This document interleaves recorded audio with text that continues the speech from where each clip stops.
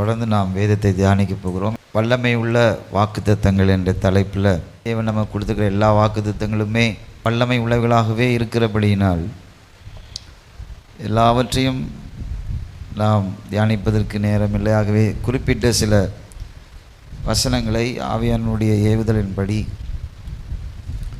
நான் உங்களோடு கூட பேச விரும்புகிறேன். இன்றைக்கும் நாம் அதற்காக எடுத்துக்கொண்ட வாக்குத்தத்த வசனம் ஏசாயா 66ஆம் அதிகாரத்தின் 13ஆம் வசனம். ஒருவனை அவன் தாய் தேற்றுவது போல் நான் உங்களை தேற்றுவேன். ஆமென், ஹல்லேலூயா. நம்ம எல்லாருக்குமே தெரிஞ்ச பரிச்சயமான ஒரு வசனம் இந்த வசனம். 2 காரியங்களை இந்த காலவெளியில் நான் சொல்லித்தர விரும்புகிறேன். ஒன்று, ஆண்டவர் நம்மை அவர் அறிந்திருக்கிறார் என்பதை நாம் புரிந்து கொள்கிறோம். இந்த வசனத்தை வாசிக்கும்போது ஆண்டவர் நம்மை அறிந்திருக்கிறார் என்பதை நாம் புரிந்து கொள்ள வேண்டும். அவர் எங்கேயோ இருக்கிறார். அவரை நம்ம புரிந்து கொள்ளவே முடியாது. அவர் ஒரு தெய்வம், ஒரு கடவுள். we can't understand. அவரை புரிந்து கொள்ள முடியாத இந்த தன்மையை விட்டு அவர் நம்மை புரிந்திருக்கிறார், நாம் அவரை புரிந்து கொள்ள வேண்டும் என்று அவர் நினைக்கிறார். ஆமென், ஹல்லேலூயா. ஆதியாகம புஸ்தகத்தை திருப்பிக் கொள்வோம். சில காரியங்களை நான் உங்களுக்கு காண்பிக்க விரும்புகிறேன். ஆதியாகம புஸ்தகம் 3ஆம் அதிகாரம் 9ஆம் வசனம். அப்பொழுது தேவனாகிய கர்த்தர் ஆதாமை கூப்பிட்டு, நீ எங்கே இருக்கிறாய் என்றார். ஆமென், ஹல்லேலூயா. இங்கே ஆண்டவர் ஆதாமை பெயர் சொல்லி கூப்பிடுகிறார். கூப்பிட்டு எங்கே இருக்கிறா அப்படின்னு ஆண்டவர் அவனை பார்த்து என்ன பண்ணுறாரு, கேட்குறார். 12ஆம் அதிகாரத்தை பாருங்கள். கர்த்தர் ஆபிரகாமை நோக்கி என்று சொல்லி ஆபிரகாமை நோக்கி ஆண்டவர் பேசுகிறதை நாம் பார்க்கிறோம். 17ஆம் அதிகாரத்துக்கு வாருங்கள். 5ஆம் வசனம். இனி உன் பேர் ஆபிராம் எனப்படாமல் நான் உன்னை திரளான ஜாதிகளுக்கு தகப்பனாக ஏற்படுத்தினபடியால் உன் பேர் ஆபிரகாம் எனப்படும். உன்னை மிகவும் அதிகமாக பலுக பண்ணி உன்னிலே ஜாதிகளை உண்டாக்குவேன், உன்னிடத்திலிருந்து ராஜாக்கள் தோன்றுவார்கள் அப்படின்னு சொல்லி ஆபிரகாம் என்று அவனுக்கு பெயர் மாற்றுகிறதையும் 15ஆம் வசனம். பின்பு தேவன் ஆபிரகாமை நோக்கி, உன் மனைவி சாராயை இனி சாராய் என்று அழையாதிருப்பாயாக, சாராள் என்பது அவளுக்கு பெயராயிருக்கும். நான் அவளை ஆசீர்வதித்து அவளாலே உனக்கு ஒரு குமாரனையும் தருவேன். அவள் ஜாதிகளுக்கு தாயாகவும் அவளாலே ஜாதிகளின் ராஜாக்கள் உண்டாகவும் அவளை ஆசீர்வதிப்பேன் என்றார். ஆமென், ஹல்லேலூயா. இப்படியே தொடர்ந்து நம்ம நிறைய காரியங்களை பார்க்கலாம். ஆண்டவர் பெயர் சொல்லி அழைப்பதும் அவர்கள் பெயர்களை மாற்றுவதும். யாக்கோபுடைய வாழ்க்கையிலே கூட ஆண்டவருடைய பேர் என்ன என்று கேட்கிறார். அவன் சொல்கிறான், நான் யாக்கோபு. ஆண்டவர் சொல்கிறார், இனிமேல் நீ யாக்கோபு என்று அழைக்கப்படுவதில்லை, உன்னை என்ன அழைக்கிறேன், இஸ்ரவேல் என்று உனக்கு மறுபெயர் சூட்டுகிறேன். ஆமென். அவர் நம்மை நன்கு அறிந்திருக்கிறார். எத்தனையோ லட்சம் கிறிஸ்தவர்கள் இருக்கிறார்கள், எத்தனையோ லட்சம் ஜனங்கள் இருக்கிறார்கள். அவருக்கு என்னை எப்படி தெரியும்? அநேக நேரத்தில் நாம் நமக்குள்ளே கேட்கிற கேள்விகளில் ஒன்று, கர்த்தருக்கு என்னை தெரியுமா? அவர் என்னை புரிந்திருக்கிறாரா? என் சூழ்நிலைகள் அவருக்கு தெரியுமா? பலமான ஆதாரங்களை வேதத்தில் பார்க்கிறோம். அவர் நம்மை ஒவ்வொருவரையும் இண்டிவிஜுவலாய் புரிந்து வைத்திருக்கிறார். ஆமென், ஹல்லேலூயா. எல்லா உறவுகளையும் அவர்தான் படைத்தார்.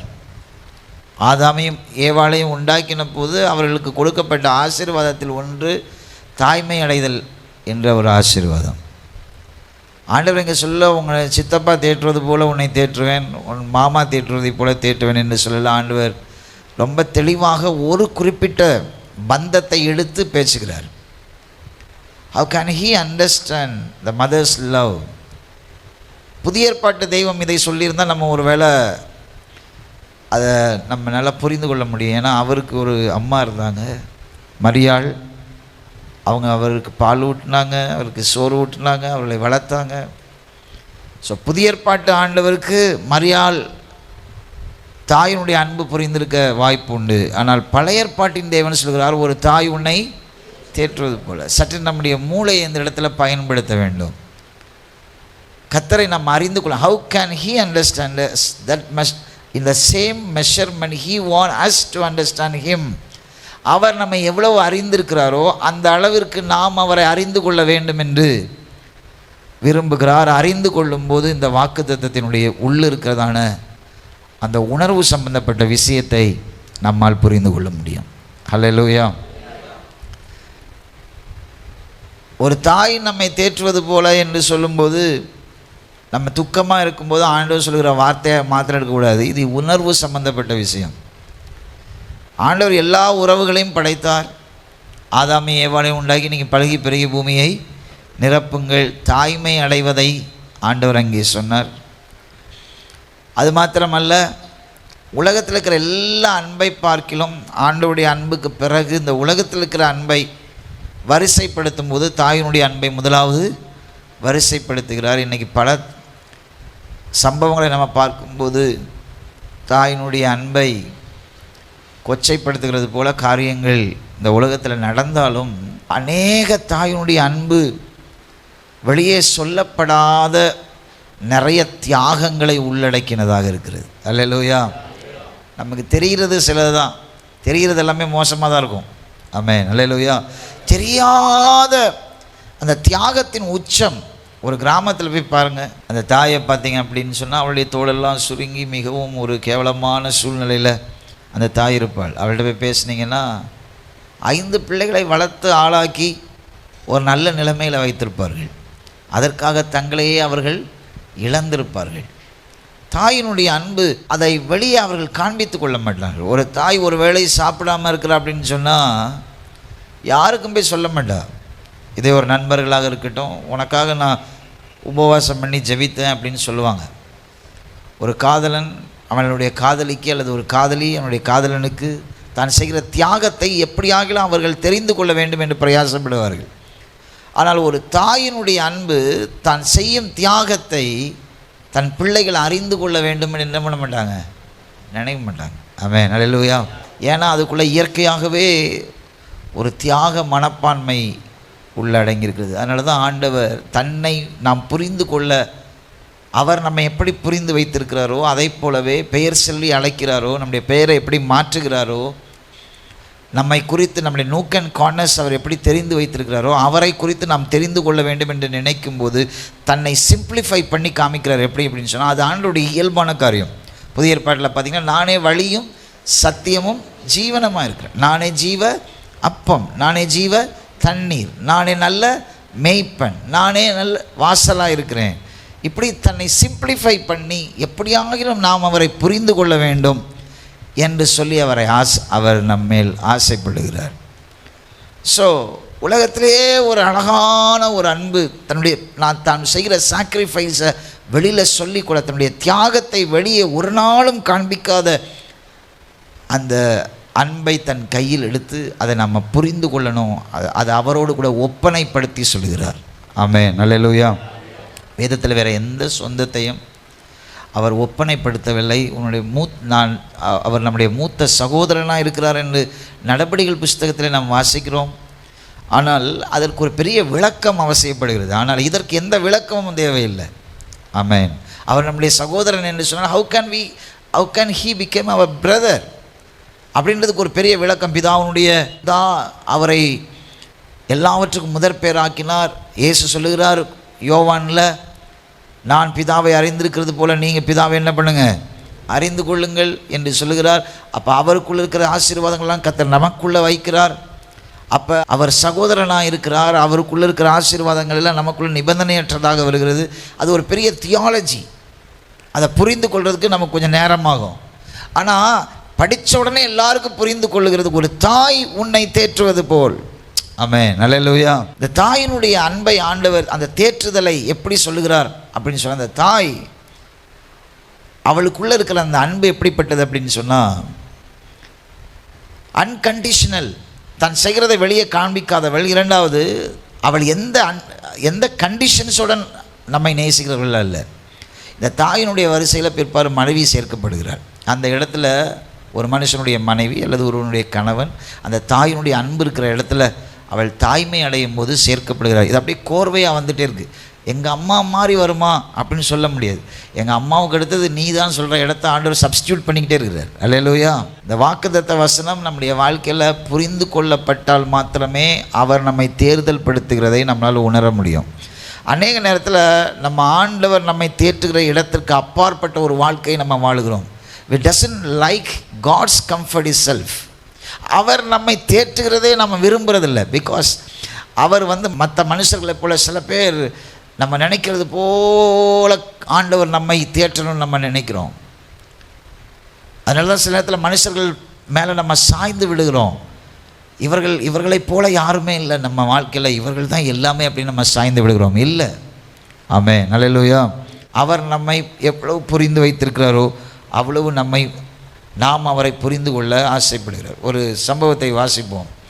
மத்தேயு எழுதின சுவிசேஷம் 16ஆம் அதிகாரத்தில் 13ஆம் வசனத்திலிருந்து வாசிப்போம். பின்பு இயேசு பிலிப்பு செசரியாவின் திசைகளில் வந்தபோது தம்முடைய சீஷர்களை நோக்கி மனுஷகுமாரனாகிய என்னை ஜனங்கள் யார் என்று சொல்லுகிறார்கள் என்று கேட்டார். அதற்கு அவர்கள் சிலர் உம்மை யோவான் ஸ்நானகன் என்றும் சிலர் எலியா என்றும் வேறு சிலர் எரேமியா அல்லது தீர்க்கதரிசிகளில் ஒருவன் என்றும் சொல்லுகிறார்கள் என்றார்கள். அப்பொழுது அவர் நீங்கள் என்னை யார் என்று சொல்லுகிறீர்கள் என்று கேட்டார். சீமோன் பேதுரு பிரதியுத்தரமாக நீர் ஜீவனுள்ள தேவனுடைய குமாரனாகிய கிறிஸ்து என்றான். இயேசு அவனை நோக்கி யோனாவின் குமாரனாகிய சீமோனே, நீ பாக்கியவான், மாம்சம் இரத்தம் இதை உனக்கு வெளிப்படுத்தவில்லை, பரலோகத்துக்கிற என் பிதா இதை உனக்கு வெளிப்படுத்தினார். மேலும் நான் உனக்கு சொல்கிறேன், நீ பேதுருவாய் இருக்கிறாய், இந்த கல்லின் மேல் என் சபையை கட்டுவேன், பாதாளத்தின் வாசல் அதை மேற்கொள்வது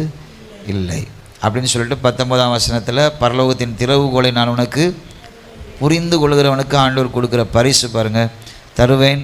பூலோகத்தில் நீ கட்டுகிறது எதுவோ அது பரலோகத்தில் கட்டப்பட்டிருக்கும், பூலோகத்தில் நீ கட்டவிழ்ப்பது எதுவோ அது பரலோகத்திலும் கட்டவிழ்க்கப்பட்டிருக்கும் என்றார். 20ஆம் வசனம்.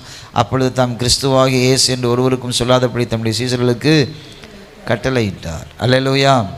ஸ்தோத்திரம். ஆண்டவர் எல்லாரும் அவரை அறிந்து கொள்ள வேண்டும் என்று விருப்பப்படுவதில்லை.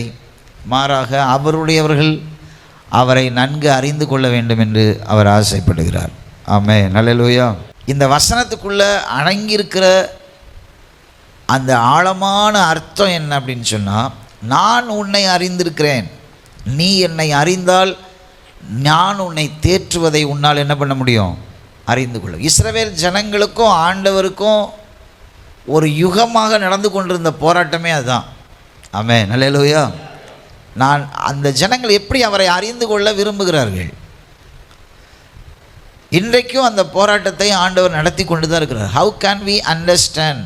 நீங்கள் உபவாசத்தோடு இருக்கலாம். ஆண்டவருடைய சமூகத்தில் வந்திருக்கிற அருமையான விசுவாசிகளே, உங்களுக்கு ஒரு காரியத்தை நான் சொல்ல விரும்புகிறேன். ஆழமாய் மனதில் ஒன்றை புரிந்து வைத்துக் கொள்ளுங்க. அவர் உங்களை நன்கு அறிந்திருக்கிறார். உங்களுடைய எல்லா காரியங்களும் தெரியும். இயேசு செய்த எல்லா அற்புதங்களுக்கும் பின்னணி இல்லத்தில் அவர்களை குறித்து கர்த்தர் நன்கு அறிந்திருந்தார். அவர்களுக்காகவே அந்த வழியாக நடந்து சென்றார். ஆமென். அல்லேலூயா. ஒருவேளை சகையும் நினைத்திருக்கலாம் ஆண்டவருக்கு என்ன தெரியாதுன்னு. ஆனால் ஆண்டவர் அந்த ரோட்டில் அன்றைக்கு நடந்து போனதே யாருக்காக தான்? சகைவுக்காக தான். ஆமென். அல்லேலூயா. எல்லாத்தையுமே அறிந்திருக்கிறார். நம்ம செய்கிற 4 செவற்றுக்குள்ளே நம்ம செய்கிற பாவத்தையும் அவர் அறிந்திருக்கிறார். அவர் அதை பார்த்தும் பார்க்காதவர் போல் இருக்கிறார். அதே நேரத்தில் நம்முடைய அந்தரங்கத்தில் நாம் இருக்கிற போராட்டங்கள், அன்கம்ஃபர்டபுள் சிச்சுவேஷன்ஸ், அந்த தேர்தல் இல்லாத ஒரு நிலையையும் அவர் அறிந்திருக்கிறார். எப்போவுமே நமக்குள்ளே ஒரு கான்சியஸ் இருக்கணும். மோசே ஆண்டவர்கிட்ட கேட்குறான், ஆண்டவரே என்னை அனுப்புனது யாருன்னு நான் போய் சொல்ல. இப்போ ஆண்டவர் அந்த நேரத்தில் ஆண்டவர் சொல்கிறார், நான் இருக்கிறவராகவே இருக்கிறேன் என்று சொல்லு. ஆனால் அந்த நேரத்துலேருந்து பார்த்தீங்கன்னா மோசேக்கு தன்னை வெளிப்படுத்துவதிலே ஆண்டவர் கவனமாக இருக்கிறார். அல்லேலூயா. ஸோ அவன் போய் மற்றவர்களுக்கு சொல்லணும் அப்படின்னு சொன்னால் முதல்ல அது அவனுக்கு அவரை பற்றி என்ன பண்ணணும்? நல்லா தெரியணும். Please understand your God before you understand what he speaks. அவர் யார், அவர் எப்படிப்பட்ட தன்மை உள்ளவர் என்பதை அவர் ஒரு பெரிய ரகசியமாக வைக்கல. ரோமன் கத்தோலிக்க திருச்சபை ஆரம்பத்தில் அவர்கள் இயேசுவையும் கிறிஸ்தவத்தினுடைய ஃபவுண்டேஷன் ஆஃப் கிறிஸ்டியானிட்டி, கிறிஸ்தவத்துடைய அடித்தளத்தையும் ஒழித்து வைத்தார்கள். எல்லாரும் வேதத்தை வாசிக்க முடியல. மார்ட்டின் லூத்தருடைய காலத்தில் தான் புரட்சி ஏற்பட்டது. வேதம் எல்லாருடைய கரங்களிலும் கொடுக்கப்பட வேண்டும், விசுவாசத்தால் ரட்சிக்கப்படுகிறோம், கிரியையினால் அல்ல என்பதை அவர்கள் வெளியரங்கமாக்கினார்கள். மார்ட்டின் லூத்தர் அதற்காக ஒரு நூற்றாண்டு போராடினார். ஆமென், அல்லேலூயா. மனுஷன் எப்போவுமே கருவறையை கண்டுபிடிக்க விரும்புகிறான். அந்த கருவறைக்குள் இறைவனை ஒரு இருட்டறைக்குள் வைத்து அதை தேடுகிறதை சம்பாத்தியமாக மாற்றிக்கொண்டிருக்கிறான். ஆனால் உண்மையிலே ஆண்டவர் அப்படிப்பட்டவர் அல்ல. ஆமென், அல்லேலூயா. He don't want to hide himself. He is not a myth. He always very open to understand himself. அவரை நாம் அறிந்து கொள்ளுகிறதற்கு அவர் எப்போவுமே திறந்த இடமுள்ளவராக இருக்கிறார். அதனால தான் அவர் சொல்லுகிறார், ஒரு தாய் ஏதோ ஒரு புதிய ஒரு உறவை அவர் சொல்லலை, ரொம்ப காம்ப்ளிகேட்டடான ஒரு காரியத்தை சொல்லலை. உன் தாய், நீ எப்படி ஒரு தாயினுடையத்தில் பாலூட்டப்பட்டாயோ, ஒரு தாய் எப்படி உன்னை ஒரு இச்சை இல்லாமல் உன்னை நேசித்தால், அவள் மார்பகத்தில் போட்டு உன்னை பாலூட்டினாலும் அவளுக்குள்ளே சற்றும் இச்சை இல்லையே, அவளுக்குள்ள சற்றும் தன்னலம் இல்லையே, அவள் சாப்பிடவில்லை, அவளுக்கு சரீரம் உடம்பு சரியில்லை என்றாலும் உனக்கு பால் ஊட்டுவதில்லை, அவளை மறக்கவில்லையே, உனக்கு ஊட்ட முடியவில்லை என்றால் அவள் அதற்காக தவித்தாலே. நீ உன் தாயை எப்படியெல்லாம் பார்த்தாய்? நீ கீழே விழுந்த போது, அங்கே போகாதன்னு பல முறை சொன்ன போது நீ கீழே விழுந்தாய், போய் கீழே விழுந்தாய், நான் சொன்னதை கேட்காமல் போய் விழுந்தாய் என்று உனக்கு மருந்து போடாமல் அவர் விடவில்லை. அவளை தன் மடியில் உன்னை உட்கார வைத்து உன் புண்ணுக்கு மருந்து போட்டாலே, உன் காயங்களை ஆற்றினாலே. நீ பார்த்தாயே, அந்த தாயை உண்டாக்கினது நான், அவளுக்குள்ள அந்த உணர்வை உண்டாக்கினது நான். அவளை பார்க்கிறோம், நான் உன்மேல் உன்னை தேற்றுகிறவராக இருக்கிறேன். அல்லேலூயா. ஒரு தாயை உண்டாக்கினவர் யார்? அந்த உணர்வை உண்டாக்கினவர் யார்? ஒரு தாய்மையின் உணர்வை கொடுத்தவர் யார்? அந்த ஆண்டவர். ஆமென். அவர் சொல்லுகிறார், ஒரு தாய் உன்னை தேற்றுவது போல அதை விட அவர் உங்களை தேற்ற வல்லவராக இருக்கிறார். ஆனால் நாம் புரிந்து கொள்ள வேண்டும் என்பதற்காக அவர் உண்டாக்கின அவருடைய படைப்புகளில் ஒன்றான அதிசயமான அன்பின் உச்சிதமான அந்த தாய் என்ற கேரக்டரை எடுத்து காண்பிக்கிறார். சீசர்கள்ட்ட ஆண்டவர் கேட்கிறார், எல்லாரும் என்னை பற்றி என்ன சொல்கிறாங்க? உடனே எல்லாரும் சொல்கிறாங்க, உம்மை யோவான் ஸ்நானகன் என்று சொல்கிறார்கள், தீர்க்கதரிசிகளில் ஒருவன் என்று சொல்கிறார்கள், எல்லாம் சொல்கிறாங்க. இயேசு சொன்னார், எல்லாரும் சொல்கிறது இருக்கட்டும், நீங்கள் என்ன சொல்கிறீங்க? ஆமென், அல்லேலூயா. எப்படி ஆண்டவருக்குள்ள எந்த அளவுக்கு இந்த சீஷர்கள் அவரை புரிந்திருக்கிறார்கள் என்பதை பார்ப்பதில் ஒரு அலாதி பிரியம் இருந்தது. ஆமென், அல்லேலூயா. ஆண்டவர் அவரை நம்ம எந்த அளவுக்கு புரிந்து கொள்ளுகிறோம் என்பதை அவர் கவனிக்கிறார். சற்று நேரம் ஒதுக்கி, ஆண்டவரே நான் உம்மை புரிந்து கொள்ள விரும்புகிறேன், கொஞ்சம் எனக்கு விளக்கி கொடுங்க. கேட்டு பாருங்கள். he likes to simplify himself. உங்களுக்கு இன்னும் அவர் தன்னை வெளிப்படுத்த உள்ளவராக இருக்கிறார். ஒரு சாதாரண காரியங்கள் வழியாக தன்னை அவர் உங்களுக்கு வெளிப்படுத்துவார். இந்த வாக்கு தத்தமே என்ன அப்படின்னு சொன்னால், நான் உனக்கு யாருன்றதை புரிந்து கொண்டால் நான் என்ன செய்கிறேன் என்பதை நீ என்ன பண்ண முடியும்? புரிந்து. சீசர்கள்ட்ட பார்த்து ஆண்டவர் ஏன் கேட்குறாரு, நீங்கள் என்ன யாருன்னு சொல்கிறீங்க? உடனே பேதுரு சொல்லுகிறான், நீர் ஜீவனுள்ள தேவனுடைய குமாரன். ஆமென், அல்லேலூயா, ஸ்தோத்திரம். பேதுரு ரொம்ப ஒரு காம்ப்ளிகேஷனான ஒரு காரியம் சொல்லலாம். ஆனால் பேதுரு ஒரு யூதன் ஆனபடினால் யூதர்களுடைய கடவுள் நம்பிக்கையை கலந்து சொல்லுகிறான். ஆமென், அல்லேலூயா. யூதர்கள் என்ன நம்புகிறார்கள்? மேசியா சீக்கிரமாய் வரப்போகிறார், நம்முடைய அடிமைத்தனம் விலகப்போது, ரோமருடைய ஆட்சியிலிருந்து நம்மை தூக்கி எடுத்து நமக்கு தனி தேசத்தை தரப்போகிறார் என்ற அந்த எண்ணம் அவனுக்குள்ளே இருக்கு. அந்த இறையியல் நம்பிக்கை எப்படி இருந்துச்சோ அதை அவன் வெளிப்படுத்துகிறான். ஆனால் ஆண்டவர் அவனுக்கு தன்னை எப்படி வெளிப்படுத்துகிறாரு பாருங்க. அதுதான் ரொம்ப ஆச்சரியமான காரியம். பேதுரு ரொம்ப காம்ப்ளிகேஷனான ஒன்று சொல்கிறான். என்ன யாருன்னு எல்லாரும் சொல்கிறாங்கன்னு சொன்னா, அவன் தன்னுடைய மத நம்பிக்கையை பேசுகிறான். ஆனால் ஆண்டவர் ஏன் சொல்கிறாரு, நீங்கள் இதை போய் வெளியில் சொல்லிடாதுங்கன்னு சொல்லி ஆண்டவரே அதற்கு தானே பிரயாசப்பட்டு இருக்கிறாரு. ஆமென், அல்லேலூயா. எல்லாரும் அவர் அறிந்து கொள்ளணும்னு தானே பிரயாசப்படுறாரு. ஆனால் இங்கே என்ன சொல்கிறார், நீங்கள் போய் யார்கிட்ட என்ன பண்ணிடாதுங்க, இதை சொல்லிடாதுங்கன்னு ஏன் ஆண்டவர் சொல்கிறார்? இவ்வளோ காம்ப்ளிகேஷனாக போய் எல்லார்ட்டையும் சொல்லிடாது. நான் எப்படி சொல்கிறேனோ அப்படியே சொல்லு. நான் என்ன சொல்கிறேன், நானே வழியும் சத்தியமும் ஜீவனும். பேதுரு என்ன சொல்லுகிறான், நீரே ஜீவனுள்ள தேவனுடைய குமார். It's just complication. அது கொஞ்சம் கஷ்டமாக இருக்குது புரிஞ்சு. நீ இப்படிலாம் சொல்லாத யாருக்கும். ஆண்டவரே தன்னை வெளிப்படுத்த தானே வந்தார், அப்புறம் ஏன் சொல்லாதன்னு சொல்கிறாரு அப்படின்னு சொன்னால் இவ்வளோ காம்ப்ளிகேஷனாக நீங்கள் யாருக்கும் போய் என்ன பண்ண வேண்டாம், சொல்ல வேண்டாம். ஒன்றே ஒன்று புரிஞ்சுக்கொள்ளணும், அவர் என் தாய்.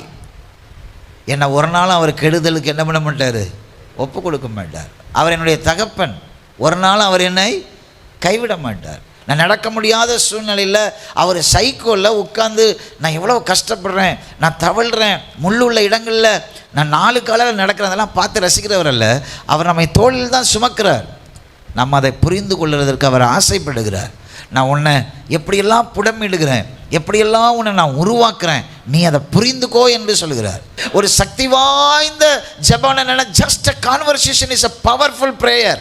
என் தேவன் எனக்கு யார், என்னை எப்படி அவர் தேற்றுவார், இந்த விஷயத்தில் நான் தவறு செஞ்சுருக்கேன், அவர் எப்படி என்னை தேற்ற முடியும். சில நேரத்தில் நம்ம அப்படி நினைக்கிறோம், அப்படி நினைப்போம், நம்ம இப்படி தப்பு செஞ்சுட்டோம், அதனால தான் ஆண்டவர் என்னை அடிச்சிட்டாரு, என்னை பண்ணிட்டாரு. No, it's not a biblical quotation. என்னை அடிச்சிட்டாரு, என்னை ஆண்டவர் பண்ணிட்டார். இல்லை, அவர் அடித்தாலும் ஒரு தாய் அடித்து ஒரு நாளும் குஞ்சு என்ன பண்ணாது, சாகாது. மற்ற மனுஷர்கள் நம்மை அடிக்கும்போது சாகும் வரை அடிப்பான், நம்மளை அடிக்கும்போதே சபிப்பான். ஆனால் ஒரு தாய் அடிக்கும்போது, டேய் நான் நல்லா அடித்து போட்டுருவான், நீங்கள் எல்லோரும் தாய் தான், நீங்கள் எல்லோரும் தகப்பன் தான். உங்கள் பிள்ளையை அடித்த பிறகு அந்த பிள்ளை கொஞ்சம் நேரத்தில் வலி தீர்ந்துருச்சுன்னா அதை மறந்தே போயிடும், அவங்க கடமையை அவங்க செய்கிறாங்க அப்படின்னு போயிடும். ஆனால் உங்களுக்கு 5 நாளாக ஆனாலும் அந்த வேதனை என்ன பண்ணாது, அந்த கையை பார்த்து சொல்லுங்கள், என் பிள்ளைய நான் என்ன பண்ணிட்டேனே, அடிச்சிட்டேனே. நீங்கள் தப்பே பண்ணியிருந்தாலும் அந்த இடத்துல உங்களை விட்டு கொடுக்காமல் உங்களுக்காய் நிற்கிறார். ஏனென்றால் அவர் சொல்லுகிறார், ஒரு தாய் உன்னை தேற்றுவது போல. பேதுரு, நீ என்னை புரிஞ்சு வச்சிருக்கிற, நல்லா உனக்கு தெரியுது என்ன யார், நீ இப்படி போய் வெளியில் சொல்லிடாத. நீ எப்படி சொல்லு, உன் மேலே என் சபையை என்ன பண்ணுவேன், கட்டுவேன், பாதாளத்தின் வாசல் அதை மேற்கொள்வதில்லை அப்படின்னு சொல்லி சபைக்குள்ளே எதை ஆண்டவர் சொல்லுகிறார் அப்படின்னு சொன்னால், நான் ஒரு தாயை போன்றவன். ஆமென், அல்லேலூயா. உன் தந்தையை போன்றவன், உனக்குரியதை நான் செய்ய, உன் வீட்டுக்குள்ளே நான் இருக்கிற, உன் கிச்சனில் இருக்கிற சாதாரண அப்பம், I'm not a burger, I'm not a pizza, I'm just a rice for you. நான் உனக்கு ஒரு அப்பமாக இருக்கிறேன். அல்லேலூயா. சபைக்குள்ளே அதை தான் பிரசங்கம் பண்ண சொல்லுகிறார். ஆமென், அல்லேலூயா. நீ போய் நீ என்னை குறித்த வெளிப்பாடெல்லாம் சொன்னீங்க, நல்லது தான், குட். நீ எதையாவது பெருசாக நினைக்காத. நான் உனக்கு என்ன அப்படின்னு சொன்னான், நான் ரொம்ப சிம்பிளான காரியம். நானே ஜீவ அப்பம், நானே ஜீவ தண்ணீர். வீட்டுக்குள்ளே நீ ஓடனோடனே யாருக்கும் காசு கேட்கும், யார்கிட்டையும் பர்மிஷன் கேட்க வேண்டாம், நீ சரசரன்னு எடுத்து குடிக்கிறியே அந்த தண்ணீர் நான். இன்றைக்கி ஆண்டவரை ரொம்ப சிம்பிளாக ஹேண்டில் பண்ண கற்றுக்கிடுங்க. அருமையான சகோதரிகளே, உங்களுக்கு நேரம் கிடைக்கிறது போல் யாருக்குமே நேரம் கிடைக்கிறது இல்லை. நீங்கள் சமைக்கிற 1 மணி நேரமோ 2 மணி நேரமோ அவ்வளோ நேரமும் நீங்கள் ஆங்கண்டோர் கூட பேசலாம். அருமையான சகோதரரே, நீங்கள் ட்ராவல் பண்ணும்போது உங்களுக்கு கிடைக்கிற நேரத்தில் ஆண்டவரோடு கூட பேசலாம். You may be going under severe circumstances. ரொம்ப போராட்டமான சூழ்நிலைக்குள்ளே போயிட்டுருக்கலாம். கர்த்தரை துதிக்க முழங்கால் போட்டு ஜெபிக்க உங்களால் முடியாத போராட்டங்களை நீங்கள் சந்தித்து கொண்டிருக்கலாம். உங்களுடைய ஆவி ஆத்மா சரீரத்தில் ஒன்று செய்யுங்க, அவரோடு கூட ரொம்ப கேஷுவலாக பேசுங்க. ஆண்டவரே, இப்படி இருக்குது என்னுடைய பிரச்சனைகள், இப்படி இருக்குது, நான் இந்த வழியாக நடந்து செல்கிறேன், எனக்கு இவ்வளோ தேவைகள் இருக்குது, இவ்வளோ வருமானம் வருதானா, செலவு இவ்வளோ போகுது, என்னால் எதையுமே செய்ய முடியல, எப்படிப்பட்ட வழியாக நான் நடக்கிறேன்னு எனக்கு தெரியல, என்னை ஹேண்டில் பண்ண என்னால் முடியல. ரொம்ப கேஷுவலாக பேசுங்க, என்னவோ அதை பேசுங்க. இந்த பாவத்தை என்னால் விட முடியல, இந்த சூழ்நிலைகளை ஜெயிக்க என்னால் முடியல, ஜெயிக்கிறது போல தான் இருக்கு ஆண்டவரே, எவ்வளோ நேரம் தான் நான் உங்கள்கிட்ட உதவி கேட்டுகிட்டே இருப்பேன். சோத்திரம். ஒரு வீடு கட்டுறதுக்கு நம்ம ஆண்டவர்கிட்ட உதவி கேட்குறோம், ஆனால் நம்ம தான் எல்லாத்தையும் செய்கிறோம். ஒரு காரியத்தை செய்யணும்னா ஜெபம் பண்ணுறோம், ஆனால் எல்லாத்தையும் நம்ம தான் செய்கிறோம். ஆனால் எந்தெந்த இடத்துல நம்ம மாறணுமோ அதில் மாத்திரம் ஆண்டவர் மாற்றணும்னு அப்படியே உட்காந்துருப்போம், நம்ம எதுவுமே செய்ய மாட்டோம். ஆமென், அல்லேலூயா. உன் தாய் உன்னை தேற்றுவது போல. நீங்கள் யோசிச்சு பாருங்கள், எந்த தாயாவது உங்களுக்கு பிரச்சனையாக இருந்திருக்கிறாங்களா? ஆனால் உங்கள் தாய்க்கு நீங்கள் எத்தனை பிரச்சனையாக இருந்திருப்பீங்க. அவள் உங்களை தூக்கி போடலே, இன்றைக்கி ஆளாக்கி உட்கார வைத்திருக்கிறாளே. தான் உண்டாக்கின நிறைய உறவுகளில் அதை மாத்திரம் ஆண்டவர் ஏன் எடுத்தார்னா, அந்த தாய்மையை கர்த்தர் கனப்படுத்தினார். சிலுவை அதற்கு அடையாளம். ஆமென், அல்லேலூயா. உன் ஆண்டவரை நீ புரிந்து கொள், ஏனென்றால் உன்னை அவர் நன்காய் புரிந்து வைத்திருக்கிறார். அவரை நம்ம புரிந்து கொள்ளணும்னு அவர் ஆசைப்படுறார். உட்கார வச்சு 1000 காரியம் சீசர்களிடத்தில் பேசலாம். ஆனால் அவர் பேசுகிறாரு, என்னை யாருன்னு எல்லாரும் சொல்கிறாங்க. நம்ம சில நேரத்தில் கேட்போம், நான் அழகாக இருக்கேனா, நல்லா இருக்கேனா, யார்ட்டையாவது நம்ம நெருக்கமாக இருக்கிறோம். அவங்க வாயிலேருந்து என்ன வருதோ அடுத்த ஒரு 10 வருஷத்தை நமக்கு ஆயில் என்ன பண்ணும், கூட்டி கொடுக்கும். ஆமென், அல்லேலூயா, ஸ்தோத்திரம். இயேசு அப்படி கேட்கல. இயேசு தன் உணர்வுகளை சீசர்களிடத்தில் வெளிப்படுத்துகிறார். எப்படிப்பட்ட உணர்வு அது? அவர் கேட்க வர்றது நீங்கள் என்னை யாருன்னு சொல்கிறீங்கன்னு சொல்கிறது தான். ஆனால் டைரெக்டாக அங்கே போகல. ஆண்டவர் எங்கே போகிறாரு? ஹாலுக்கு வெளியிலேருந்து ஸ்டார்ட் பண்ணுறார். என்னை எல்லாரும் என்ன சொல்கிறாங்கப்பா, எப்படி என்ன புரிஞ்சுக்கிறாங்க, அற்புதம்லாம் நம்ம செஞ்சுக்கிட்டு இருக்கோம், நம்முடைய ஊழியம் நல்லா வளர்ந்துக்கிட்டு இருக்கு, என்னன்னு சொல்கிறாங்க. சீசர்லாம் சொல்கிறாங்க, நீர் எலியா, நீர் செய்கிற மக்களுடைய கண்ணோட்டமெல்லாம் அவர் செய்கிற அற்புதங்களை சுற்றி இருக்கிறது.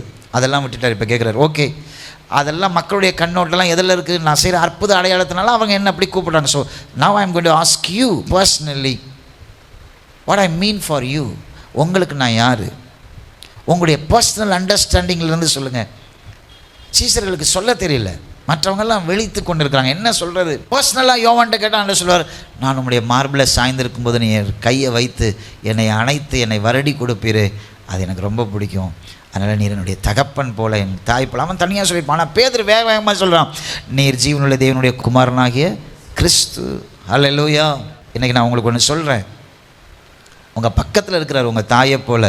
24/7 நீ குடிக்க போகிற, திருட்டுத்தனமாக குடிக்கிற, கொஞ்சம் பாக்கு வாயில் வைக்கணும், கொஞ்சம் தூரமாக நிற்கிறாரு. ஆனால் திரும்ப வர்றாரு பக்கத்தில், இதெல்லாம் செய்யாத, கேன்சர் வந்துடும், யார் மூலமாவது சொல்லிக்கிட்டே இருக்கிறாரு. ஆராதனைக்கு போன்னு ஏன் உந்துறாரு, பைபிள் ஸ்டடிக்கு போ ஏன் உந்துறாரு, ஊழியக்காரன் கண்டிக்கும் போது உள்ளத்தில் ஒரு நெருடலை தர்றாரு. இதெல்லாம் அவர் உன் மேலே வச்சிருக்கிற பாசம். உன் பக்கத்திலே நிற்கிறார், உன்னை தேற்றிக்கொண்டே இருக்கிறார், உன்னை ஆற்றிக்கொண்டே இருக்கிறார், உன்னை எடிஃபை பண்ணிக்கொண்டே இருக்கிறார். அவர் தன்னுடைய திட்டத்துக்கு நேராக உன்னை நடத்தி கொண்டே இருக்கிறார். ஒரு தாய் செய்கிற அத்தனை வேலையும் உன் வாழ்க்கையில் அவர் 24/7 செய்து கொண்டே இருக்கிறார். விசுவாசியே, மறந்துடாத. ஒரு தாய் உன்னை தேற்றுகிறது போல நான் உன்னை தேற்றுகிறேன். உங்கள் வாழ்க்கையில் அவர் உங்களை தேற்றுகிறதும், அவர் உங்களோடு கூட பேசுகிறதும், அவர் உங்களை அணைக்கிறதையும் புரிந்து கொண்டீங்கன்னா அந்த உலகத்தில் எதையுமே உங்களால் விரும்பவே முடியாது. அவர் உங்கள் சைடில் இருக்கிறத நீங்கள் ரெகக்னைஸ் பண்ண ஆரம்பிச்சிட்டிங்கன்னா எந்த டேஸ்ட்டுமே உங்களுக்கு பிடிக்காது. அந்த ஒரு டேஸ்ட்டு மாத்திரம்தான் பிடிக்கும். 1000 பேர் உங்களை நேசிக்கலாம், 1000 பேர் உங்களை பார்த்து ஐ லவ் யூன்னு சொல்லலாம். நான் உங்களை நேசிக்கிறேன்னா, உங்கள் அக்கா நான் உங்களை நேசிக்கிறேன், உங்களுக்காக நான் தினந்தோறும் ஜெபம் பண்ணலாம், ஒன்றும் பெருசாகவே தோணாது. ஏன்னா ஒரு தாயை போல தேற்றுகிற ஒரு பக்கத்திலேயே இருக்கிறார். அவருடைய உணர்வுகளை இன்றைக்கி புரிந்து கொள்ளுங்கள்.